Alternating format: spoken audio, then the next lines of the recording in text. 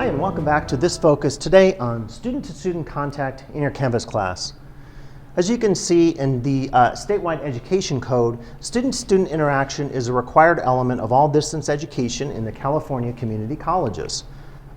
We can see this in this recent statewide academic senate paper on Title V and distance education. It speaks of situations where students are not connected with one another, there aren't discussions established, or the instructor really isn't present in that class. It's very important to note that the statewide academic senate is only quoting the state law, the Title V education code. That is a requirement. Right here they talk about instructor contact. They also talk about student-to-student contact. That's really key. So it's not an option, it's the state law that we have to have this. If we don't have student-to-student contact, we can actually lose our accreditation and our standing in the college might have to close. So it's not something that we just recommend to you and say, well, think about doing this. It's a total absolute requirement to follow the state law in terms of Title V on instructor contact and student-to-student contact.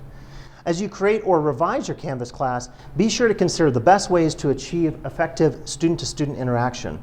One of the best ways to stress such interaction is the Canvas discussion. And I have separate blocks on discussion boards, but really recommend that if you have a discussion board set up, you can very effectively connect student 1 to student 2 to student 3 to student 4. So if you're not using a discussion, very likely you're lacking student-to-student contact in your class, and again, that class is not in compliance in terms of our accreditation standards, the statewide academic senate standards, our local DE quality standards, and standards established by state law in Sacramento through Education Code and Title V.